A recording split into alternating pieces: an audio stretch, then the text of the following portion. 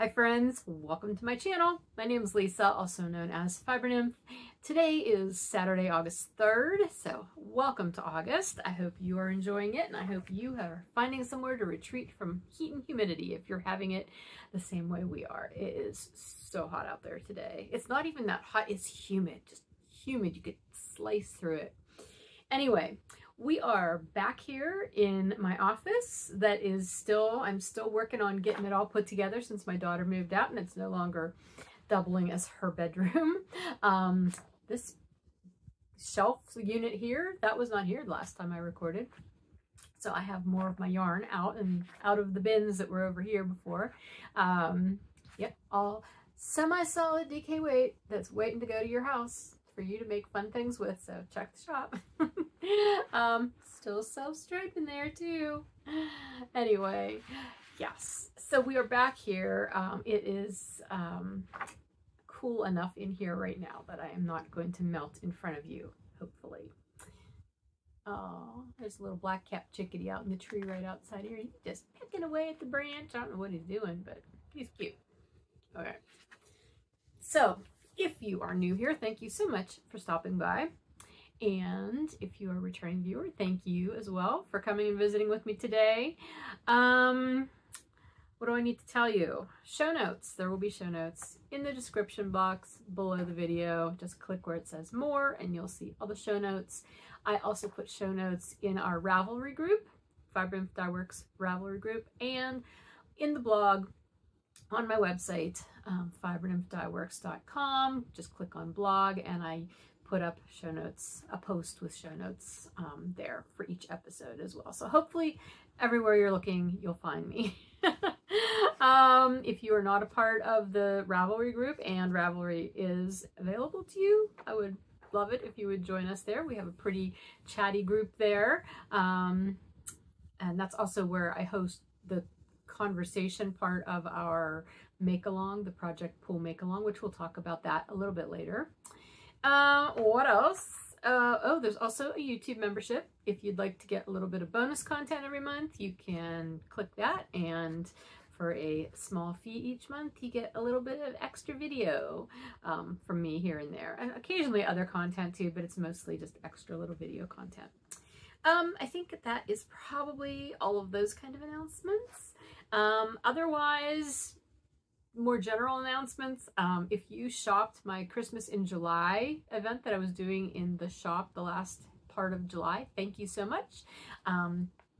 Those dye to order and pre-order items are now down out of the shop, and I am working on getting them ready to send out to you by the end of this month.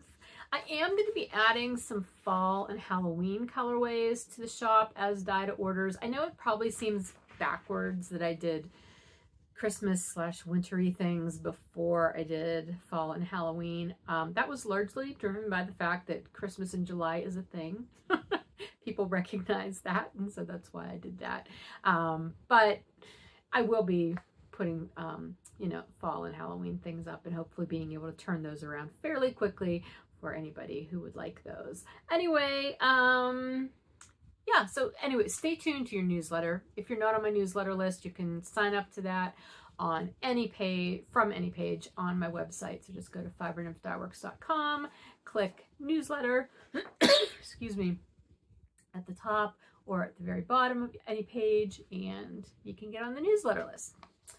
Alrighty, so let's dive into some crafting because I do have some finished objects to share with you today. Crap. I didn't bring the first one in. Actually, I'm not 100% sure where it's at the moment. I don't know where the project bag went, but it's actually the same thing that you saw last time. So I'll put the picture up again. Those were dishcloths that I had made for my daughter. And then I had leftovers of both of the balls. And so I made 2 more dishcloths. I think I maybe even had the first one done whenever you saw it last, or I was into it. But yeah, I finished those 2 shortly thereafter. Maybe I even finished them when I was editing the last episode. So I did 2 more of those dishcloths. That's the Grandmother's Favorite, the original pattern by Vintage. The yarn is Freedom Cotton DK from Twillies of Stamford, color 9, which is the purple, and 7, which was the yellow. Again, that yarn had been in my stash for probably 15 years, so it was great getting that out of there. And I think I knit those on US 6s, if I'm not mistaken. So anyway, 2 more dishcloths done. And that's my first finished object. My next finished object, last episode, I had told you, since I had finished a pair of socks, like I needed to figure out what I was going to work on next. Did I want to start something new, or did I want to like pick up something that was, you know, a languishing whip? And so I went in my languishing whip area of my stash room and I pulled out 2 languishing whips. One is a pair of socks that I'll talk about in a minute, but the other one was these mitts. This one was the first one, and this one I did 2 years ago. This colorway is called Magic Potion, and that was a new colorway in 2022. I don't think I've dyed it since then.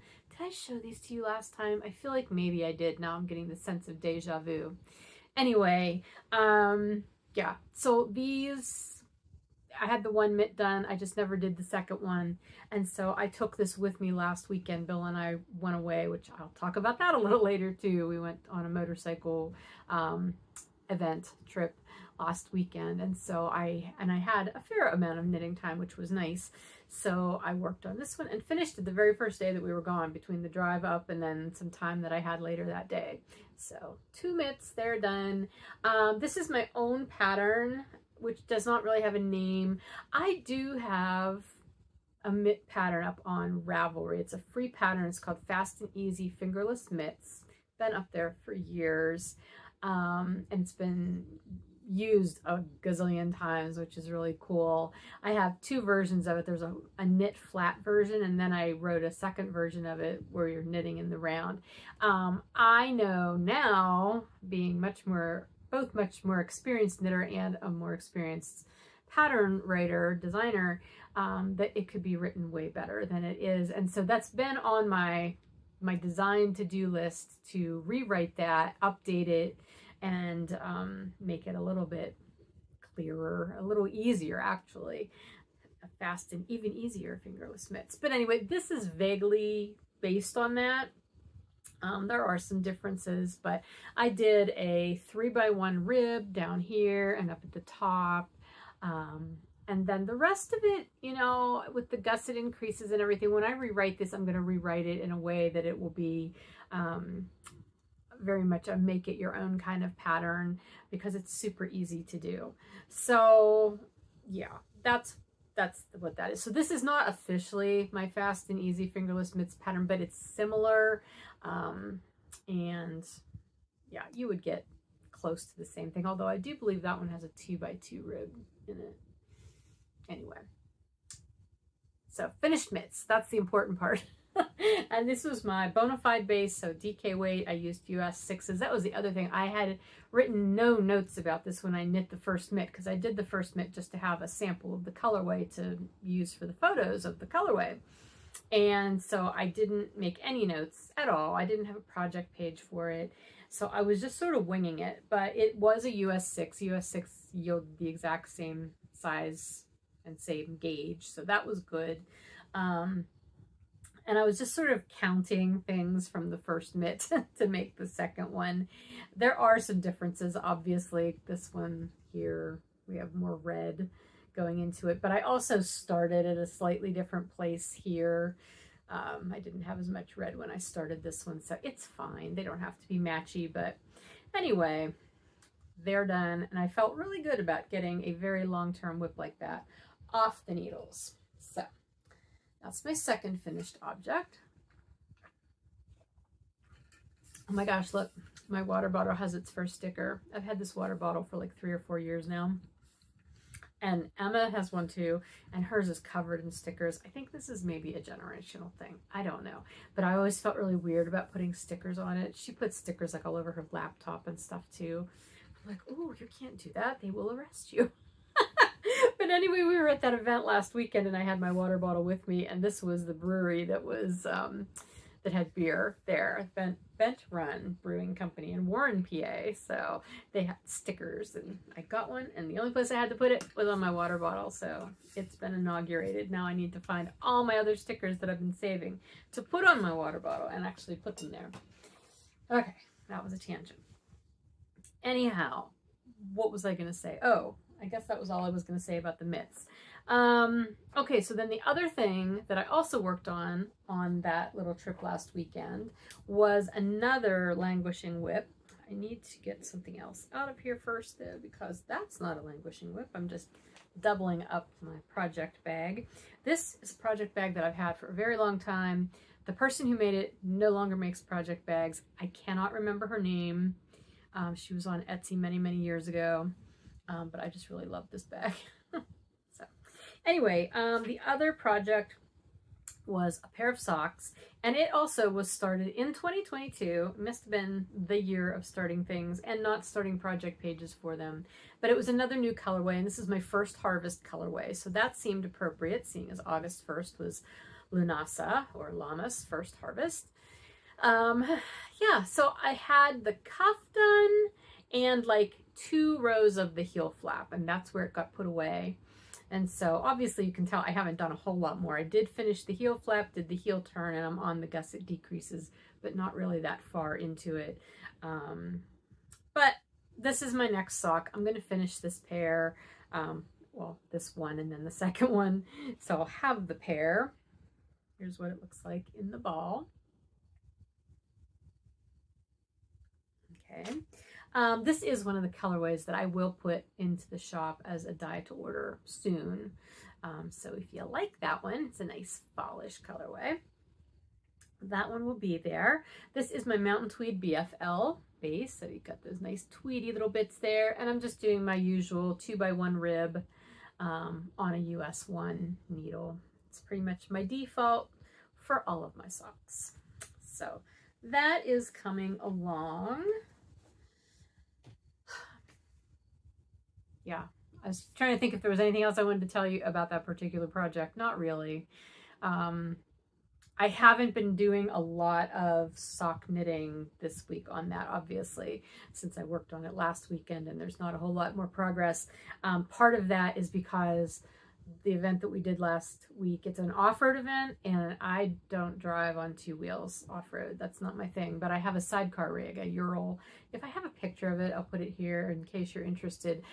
Urals are meant for off-road, like they are meant for hard use. And so that's what I use anytime Bill and I do any off-road riding.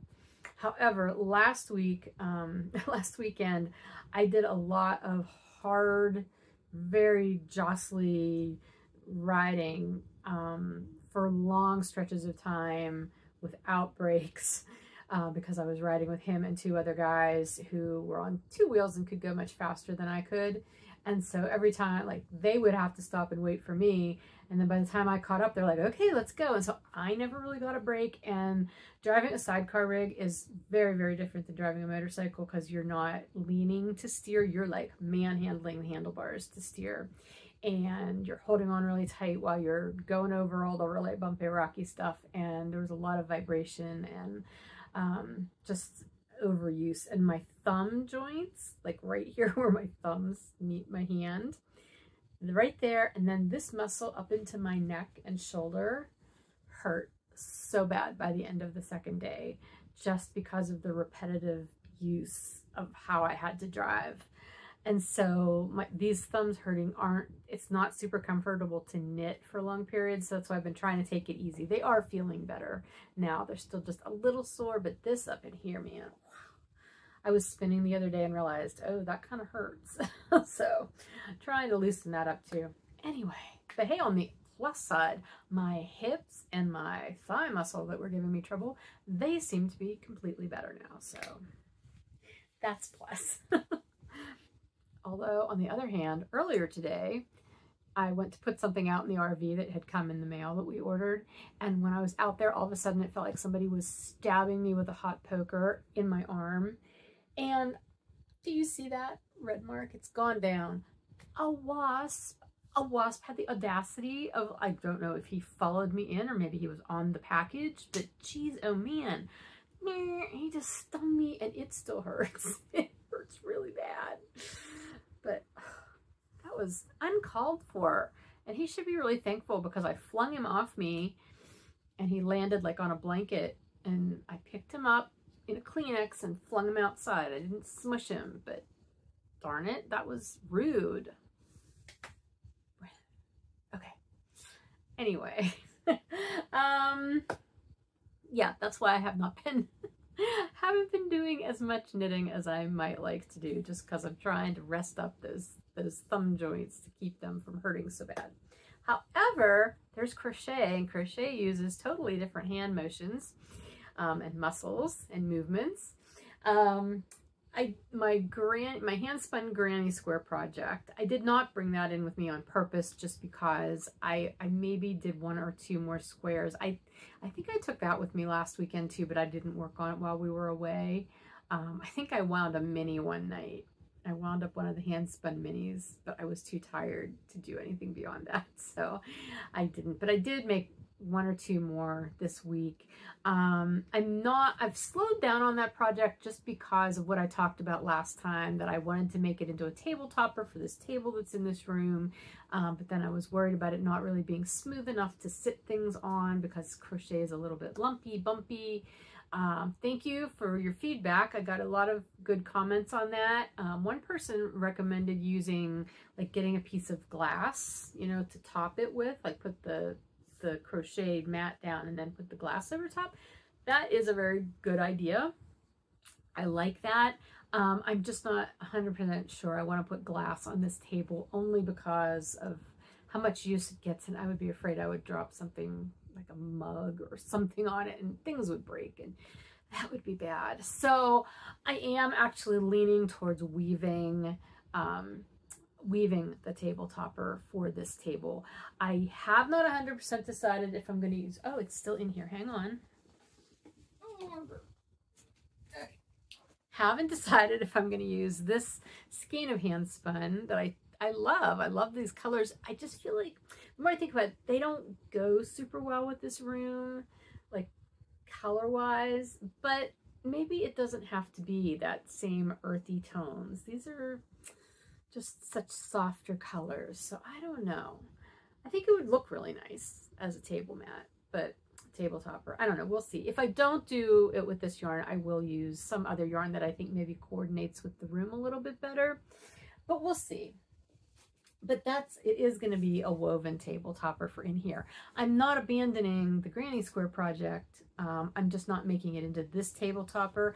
I think I'm going to see if Emma would like it as a mat for her one little table that she has in her apartment, because she's got plants on it, but she doesn't have anything else on it. So I think that would be okay, because the plants that she has on it, they're heavy enough. I don't think they would like wiggle, you know, on crochet. So we'll see. It might become that. It might just become like maybe a, you know, a table runner for top of a bookcase. I don't know. We'll see. But I am going to finish making those as planned. You know, I could also put them together just into small little squares, like 9 squares, and use those for plant pads. I could do that. We'll see. Anyway, yeah, but that's why I didn't bring it in, because there's just not a lot of new things to show you on it. However, I also have a new Ooh Shiny crochet project that I started this week. So I'll show you that. Let me preface this by saying this is a crochet project. I just found a mistake. Seriously, did I seriously make a mistake that far back? Dang it. How did I do that? Oh, here's how. Okay. I love it when I find mistakes when I'm about to show you something. It's okay. I'll just rip back because crochet is easy and fun to rip back.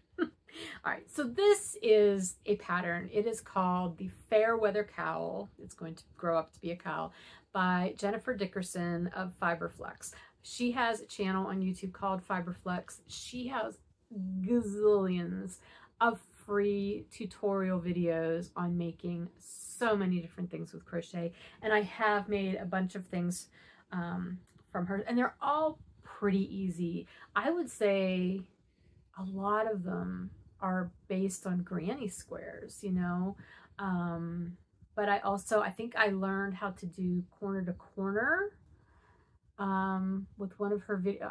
I used one of her videos. I know I used some other ones too, but I did corner to corner with her. I did this cowl. Here, there's a, here. This one I made, I think last year, and it's got buttons on it. Now, I have never worn it, and it's just this sort of open net-like fabric. I think this was a puff stitch, it was what it was called. Let me button it and I'll put it on just to show you kind of what it looks like. I never even took finished object pictures of it though. So let's see.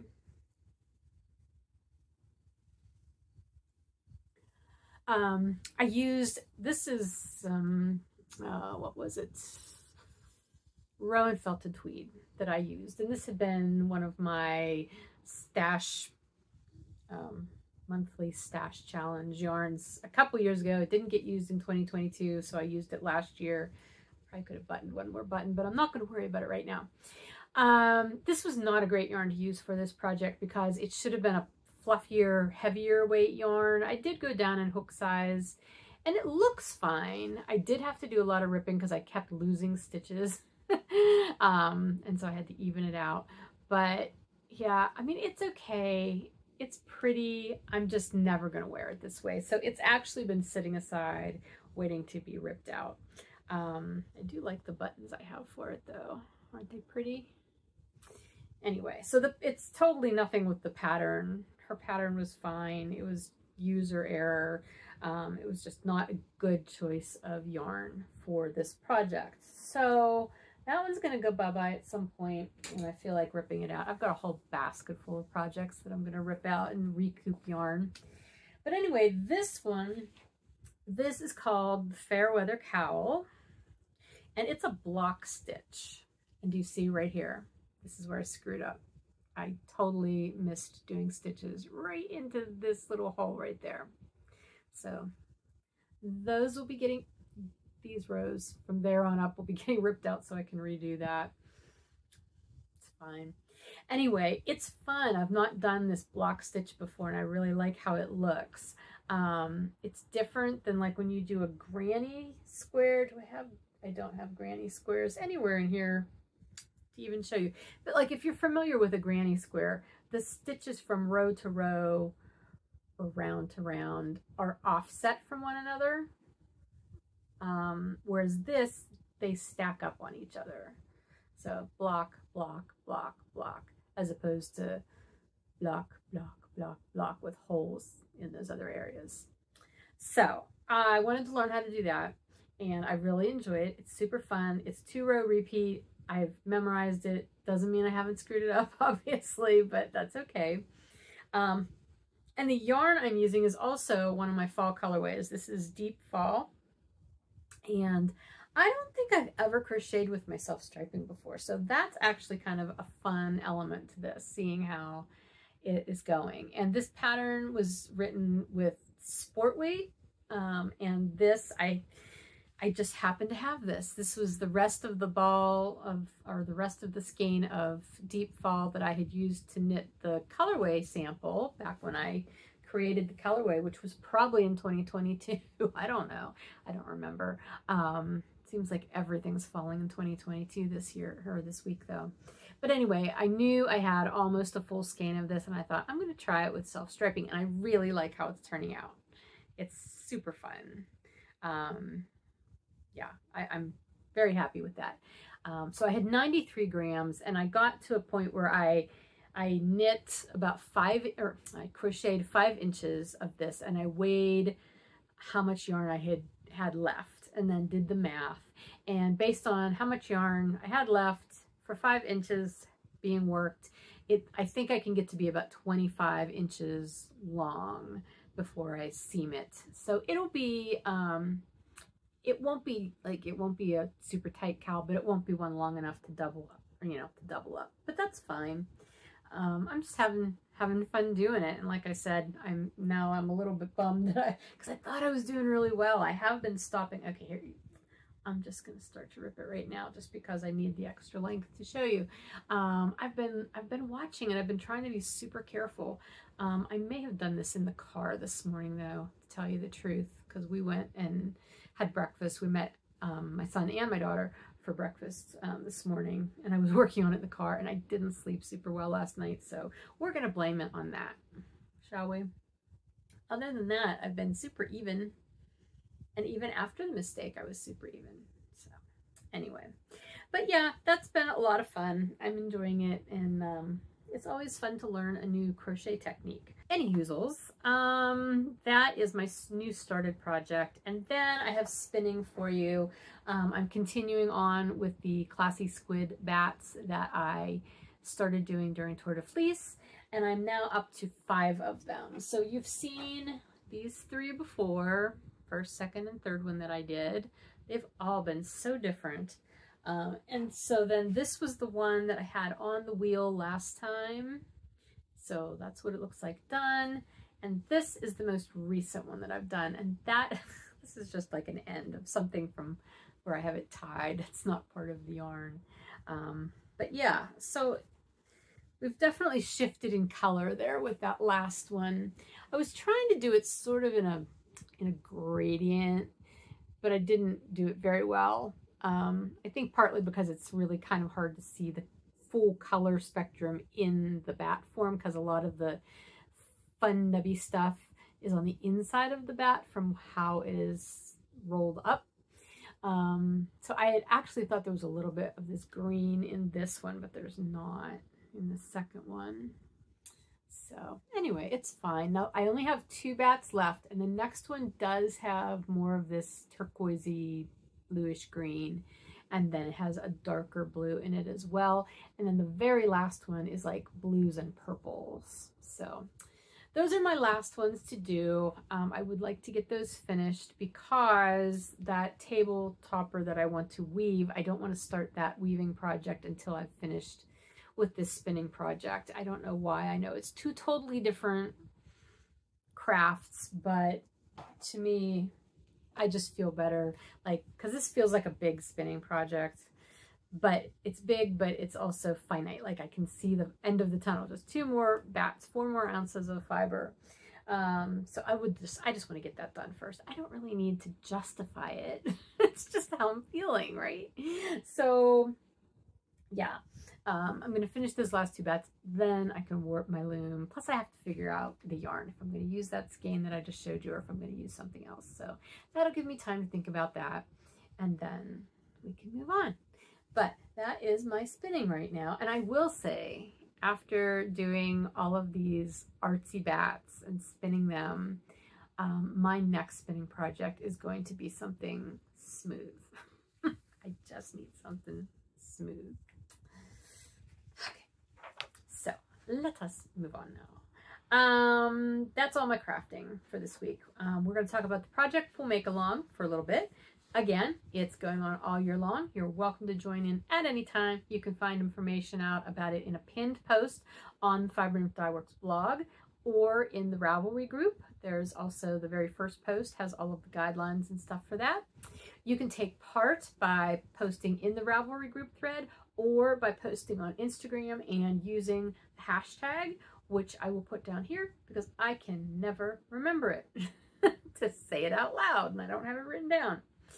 Yeah, and I have been doing prize drawings every 2 months. So we did May, June, so the next one will be July, August. So in the early September, that's when I'll be drawing prizes for the chatter thread, for finished objects, and for the Ravel, or for the Instagram participation. So those are your options for getting into the drawings. As for my stuff, I just earlier today went through my project pool list, and I revamped it and revised it, which is not only allowed, but I highly encourage you to do that every so often. At least go look at it, see if it's still representative of where you're at with your crafting right now in this point in the year, and, you know, make changes as you need to. None of it's carved in stone. You're allowed to make changes.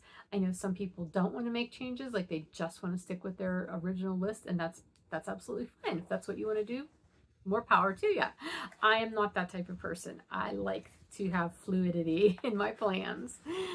So I did go in and I looked, and I have 15 items on that list that I have completed so far this year. So I feel really good about that, because my goal was to have like 22, 24, like if you were doing a 24 and 24 kind of thing, which was not what I was officially doing, but that was vaguely the number. Like between 20 and 25 was what I think I was hoping to get done. So the fact that I have 15 of them done already at this point in the year, that bodes well. What is interesting though is how my priorities and what I wanted to do on that list have changed. My list was originally quite garment heavy, and that very quickly changed earlier this year when I was having all the skin issues and the itchy flares that just wouldn't go away, and, you know, anything super warm wool on my body was just making it worse. So I backed away from garments, which was sad because I really had things that I wanted to do. I mean, I was in the middle of that Ariana cardigan, which I should get back to before I totally forget what I was doing, because since I had totally deviated from the pattern at that point. Yeah, that was a crochet project. I really wanted to crochet a sweater using the yarn that I had gotten when I was in Ireland a couple years ago, thinking I could have it done for when Bill and I go on vacation in September to the Isle of Man. That's not going to happen. I'm not even going to pretend that could happen. I added some lightweight summer garments, thinking maybe I could do, you know, non-wool, some cotton things, and I never got around to those either. They just weren't exciting me as much as I really wanted them to. So I don't know where to go with the garments. I am hopeful that this winter I will be able to get back in my sweaters without them bothering me. So, because I haven't been having the same skin issues, like that seems to be under control, knock on wood.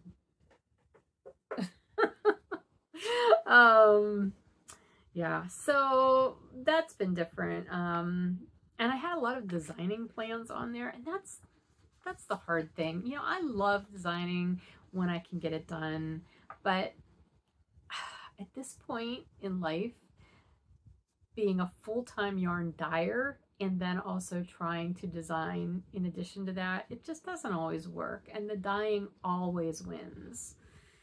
So I think that's something that I'll probably be able to focus on a little bit more next year, because I am sort of in the process of changing up how I'm doing my business and how I'm, you know, implementing the dye to order stuff. That really makes it a little bit easier for me to manage my schedule.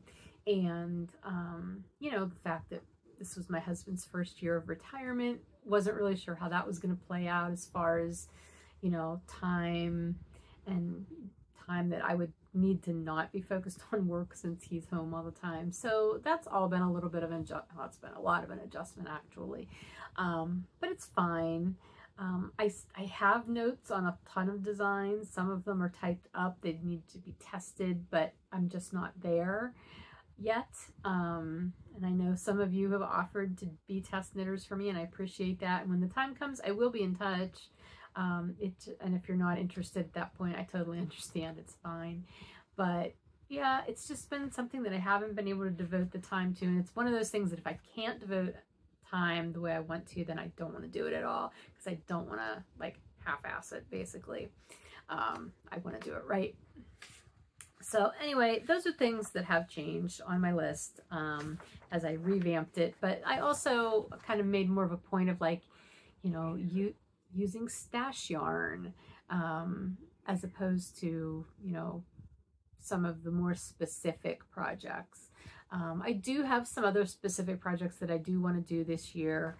I have some gift items that I need to start thinking about for Christmas gifts. One of them is fairly large, and I should probably get on it quite soon if I'm going to do it this year. But, you know, there's still time. All right. So that is where I am at with my project pool. How are you doing? If you're participating, I'd love to know. How are you feeling about your list? Have you gone in and have you like revised it at all? Have you, you know, rethought about it? Let me know. And if you aren't actually participating in our project pool make along, but you had set out goals for yourself for this year for your crafting, like how is that going for you? I'm always very impressed when people can set goals and stick to them and not deviate, because that is so not who I am. I can't do that. So if you're one of those people, I'm very excited for you if you're making the progress that you expected to. And if you're like me and you're a little fluid in your planning, I totally get it. I'm right there with you. All right, let's talk about the shop real quick here, because I don't have anything new to tell you about it. As I mentioned at the beginning, I am going to be putting in some fall and Halloween colorways as dyed orders soon, probably in the next week or two. And I'm still planning to get a dye to order in Instagram. No, dye to order Inversibles listing up. The pictures are what's holding me up on that. So as soon as I get those finished up, then I'll be ready to go. But yeah, those things will be coming up. So that'll be more options for you in that way.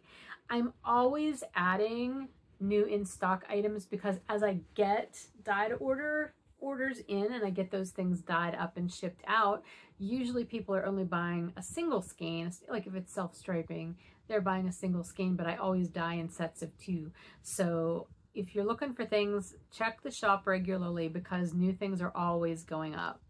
And you won't know it unless you go look. Everything is clearly labeled as to whether it's in stock or dye to order in the shop. So you will be able to tell the difference. They're not in the same listing. And you can look on the menu.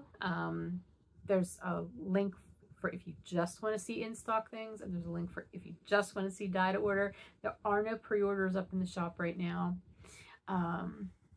But if there were, that would also be under its own separate link. So I'm trying to keep it really easy for you to see what you can just order and get shipped right now versus what you would have to wait for. So if you ever have any questions about that, please let me know. I am thinking about how to handle fiber, like in-stock fiber, because right now, if I have a colorway, like let's say, I don't know, one of my Middle Earth Imagined colorways, let's say I have some skeins of it, but I also maybe have a spinning set of it. Like they're all in the same listing, but you wouldn't know there's fiber in it just from the picture. And I mean, that's the way the dye to order listings are as well, but they're all, you know, it's always self-striping mini skeins and fiber options.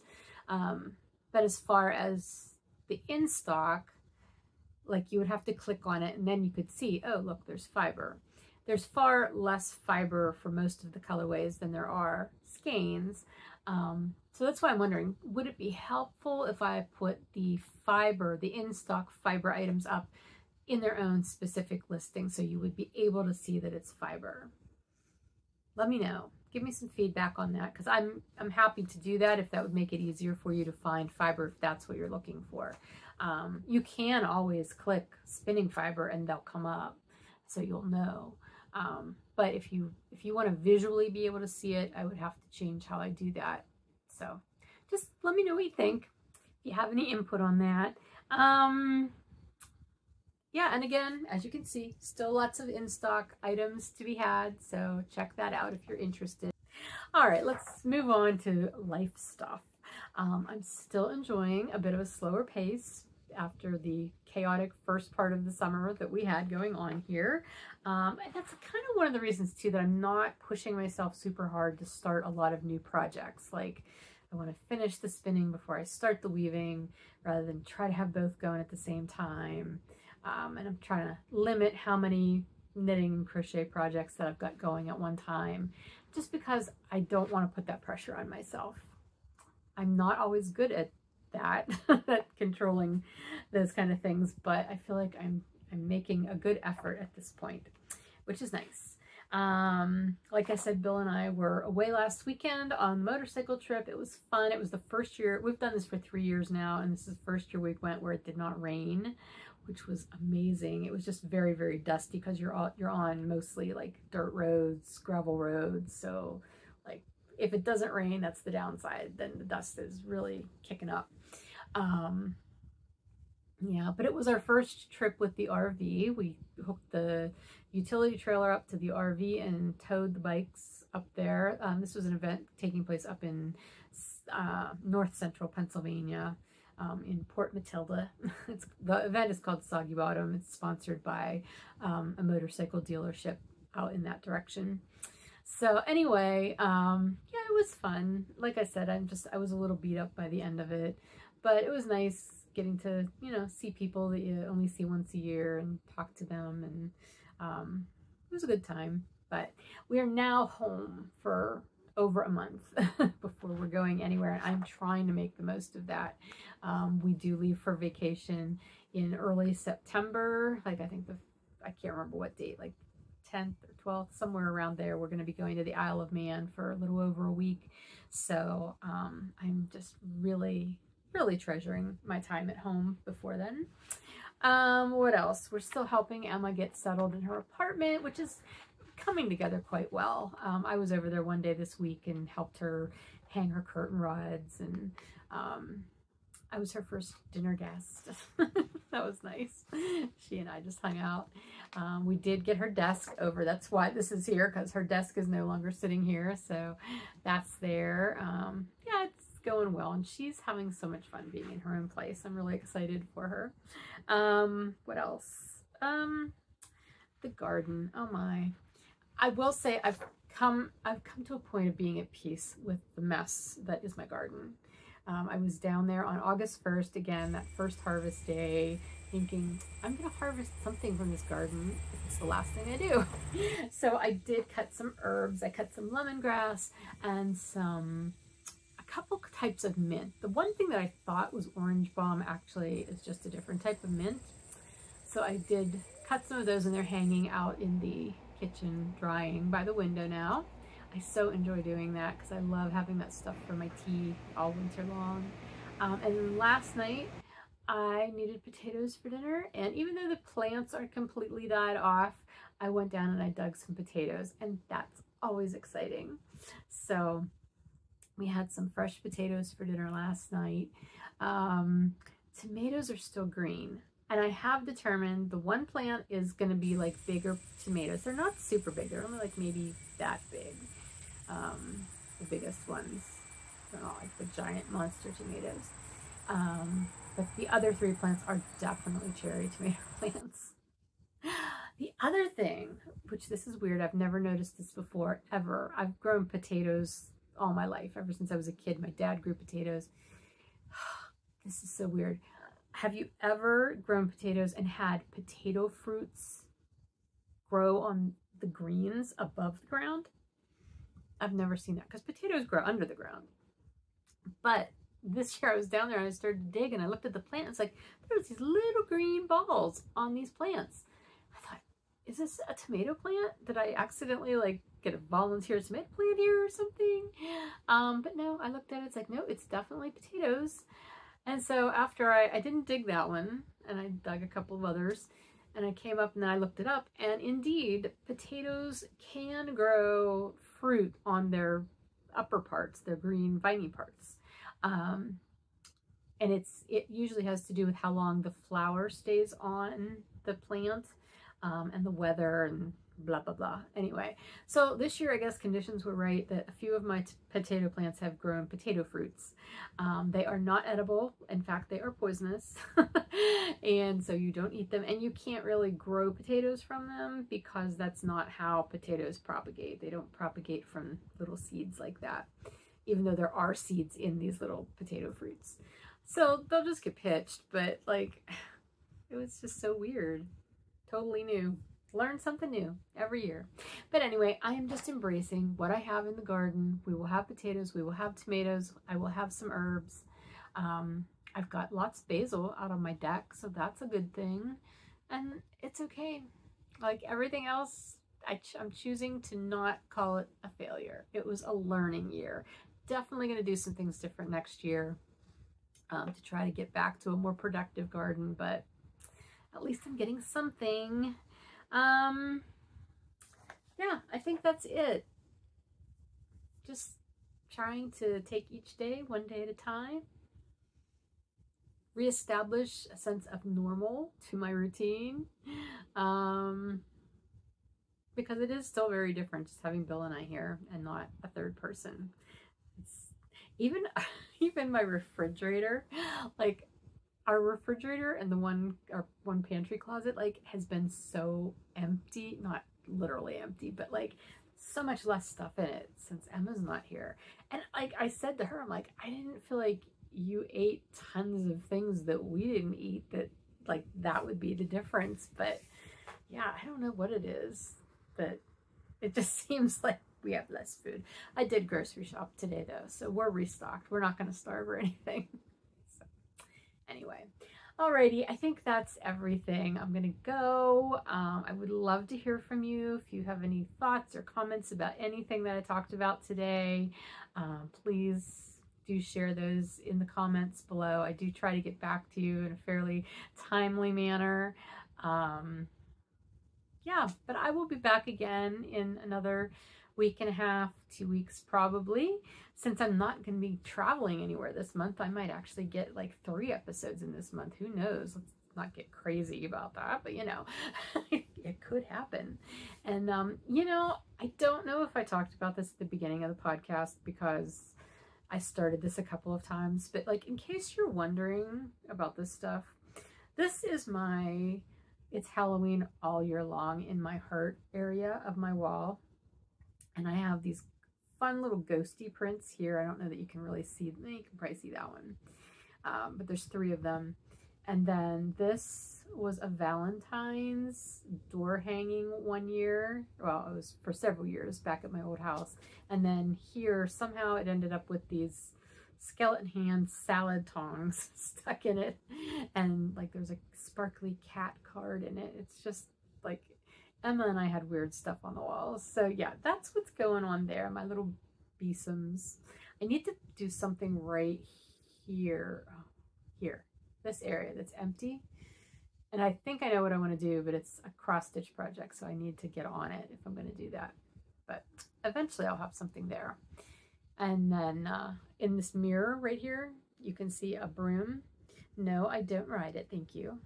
But it's a really cool broom because the handle right there is carved.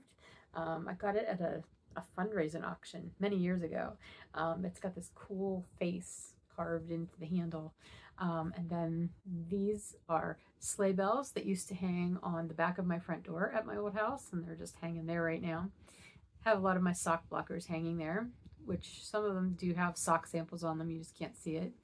This piece of wood right here is a piece of the door frame from my coat closet at my old house that I could not leave because it has all of the heights of my children from when they were wee little through grown up marked on it. And so when I was selling my house, Bill took it off and bought a new piece of frame to replace it and painted it to match and everything. So I could keep that one.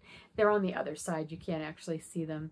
I turned it around because it's like a really bright, like creamy color, and it would stood out really, really harsh. But that's what that is. So anyway, in case you were wondering, because I don't think I actually talked about it in this this go of the podcast. So those are some of my strange things that I have hanging in my office. And that bag has, I want to say it's an Ultra Punch project set that I bought at like Rhinebeck or something one year. Never touched it. So now that I've found it again and have it hanging there, maybe I'll actually try it. There's always hope. Anyway, all right, that's everything, guys. Have a good rest of your weekend, and I will talk to you again soon. Bye.